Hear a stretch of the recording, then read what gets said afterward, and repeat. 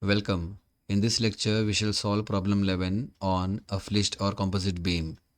The problem is given as a timber beam 150 mm wide and 200 mm deep is reinforced by two steel plates 10 mm thick and 150 mm deep, one on either side of the joint. If the stresses in wood and steel are not to exceed 8 megapascals and 130 megapascals respectively, find the moment of resistance of the beam. Take Young's modulus for steel equal to 20 times Young's modulus for wood. We first write the given data and the parameter to be found out.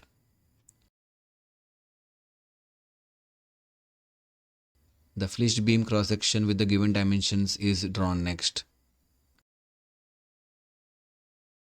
We know that the section modulus for timber or wood, that is ZW, equals IW over YW.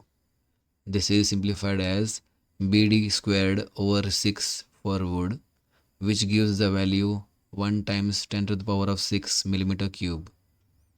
Correspondingly, for steel, the section modulus is written as 2 times BD squared over 6, twice because there are two steel plates used.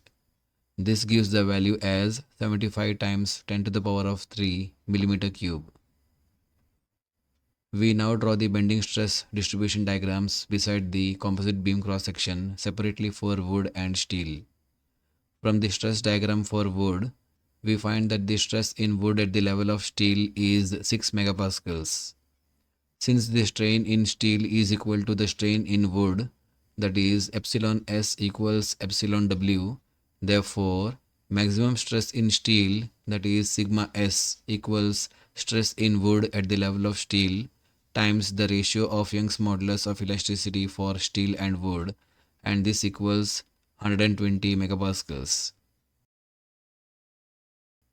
Since the value of steel should not exceed 130 megapascals, therefore we shall use the value of stress in steel as 120 megapascals. Now the total moment of resistance for the beam equals moment of resistance for wood plus moment of resistance for steel. This is equal to sigma W times ZW plus sigma S times ZS, which gives the value as 17 converted to kilonewton meter units. In the next lecture, we shall solve another problem on flitched or composite beams.